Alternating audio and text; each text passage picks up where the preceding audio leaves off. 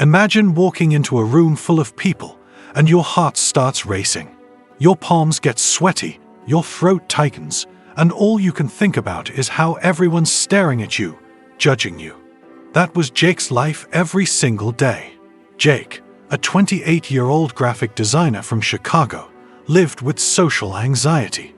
Whether it was a work meeting, a coffee date, or even a quick chat with a cashier, the fear of saying something wrong or looking foolish consumed him. He'd replay every conversation in his head, picking apart what he said, convinced he'd embarrassed himself. Social anxiety wasn't just a feeling for Jake, it was a prison. For years, Jake avoided situations that triggered his fear. He'd skip parties, dodge phone calls, and even turn down a promotion because it meant leading team meetings. He felt stuck, like life was passing him by while he hid in the shadows. The worst part, he thought this was just who he was. He believed he'd never be the confident guy who could walk into a room and feel at ease. Maybe you felt this way too, like social anxiety is a part of you that you can't escape. But Jake's story shows that it doesn't have to be that way. Let's rewind to when Jake hit rock bottom. It was a Tuesday evening, and his best friend invited him to a small get-together. Jake wanted to go. He missed his friends, missed feeling connected. But as he stood outside the bar, peering through the window at the laughing faces inside, his body froze. His heart pounded so loud he could hear it in his ears. "They'll think I'm boring," he thought. "I'll say something stupid, and they'll talk about it later." He turned around and went home, alone again. That night, sitting on his couch, Jake felt something shift. He was tired of missing out, tired of letting fear win. He decided he had to do something to stop social anxiety from running his life. The next day, Jake started researching. He stumbled across something called cognitive behavioral thinking, or CBT for short. It sounded simple enough, a way to change how you think and act to feel better. Jake was skeptical.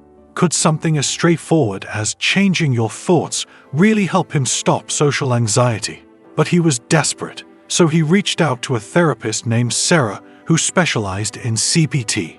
She explained that social anxiety often comes from distorted thoughts, like assuming people are judging you or that you'll mess up every interaction. CBT helps you spot those thoughts, challenge them, and replace them with ones that make sense.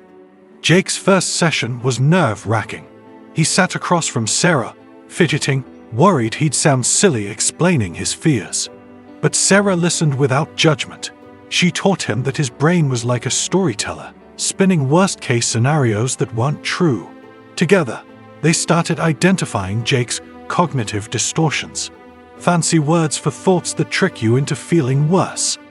For example, Jake always assumed people noticed every little mistake he made. Sarah asked, "Do you notice every tiny thing other people do?" Jake realized he didn't. That was his first lightbulb moment. One of the biggest tools Jake learned was how to face his fears step by step. Sarah called it exposure. Instead of jumping straight into a crowded party, Jake started small. His first challenge was saying hi to a coworker he didn't know well. His stomach churned, but he did it. The coworker smiled and said hi back. No disaster, no judgment, just a normal moment. Jake felt a tiny spark of pride. Over weeks, he built on this. He joined group conversations at lunch, called a friend to catch up, and even went to that get-together he'd avoided before. Each step felt like a victory, proof he could stop social anxiety one moment at a time. Research backs up Jake's experience. A 2016 study published in The Lancet Psychiatry found that CBT is one of the most effective treatments for social anxiety disorder. In the study, 60% of people who completed CBT showed significant improvement, compared to just 20% in a control group. The researchers explained that CBT rewires how your brain processes social situations, reducing fear over time. Jake wasn't just imagining progress. His brain was changing, but it wasn't all smooth sailing. Some days, Jake slipped back into old habits. He'd catch himself overthinking a conversation or dodging a social event. That's when Sarah introduced him to a technique called thought records. Jake would write down his anxious thoughts, like "everyone thinks I'm awkward," and then question them. Was there evidence people thought that? Usually, there wasn't. He'd replace the thought with something kinder, like "I'm doing my best, and that's enough." This wasn't about pretending everything was perfect. It was about seeing things clearly. As Jake practiced CBT, he noticed something incredible. He wasn't just less anxious, he was happier.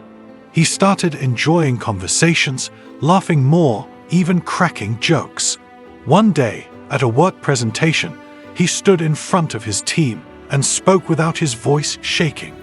Afterward, a colleague said, "You seemed so confident up there." Jake almost laughed. He'd never heard that word about himself before. He wasn't cured of social anxiety overnight, but he'd learned how to manage it, how to stop it from controlling him. There's a quote from the former First Lady and humanitarian Eleanor Roosevelt that captures Jake's journey perfectly.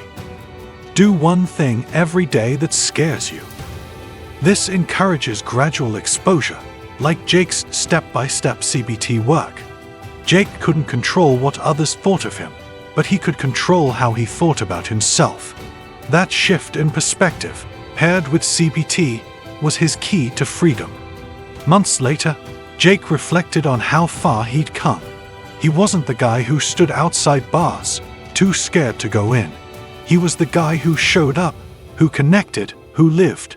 Social anxiety still popped up sometimes. It probably always would, but it didn't own him anymore.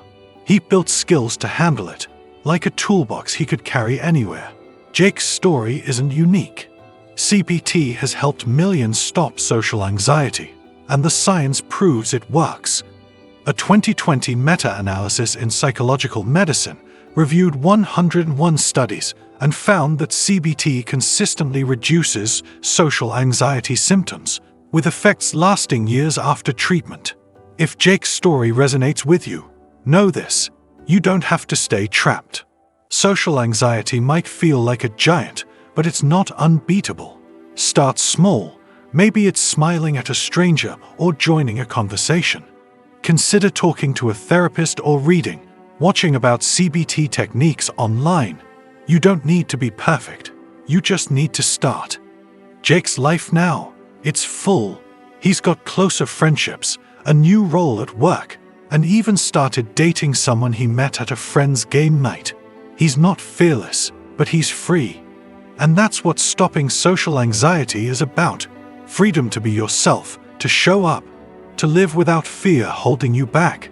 So take that first step today, because you're stronger than you know. You've got the power to rewrite your story, just like Jake did. Let's make it happen. You're ready.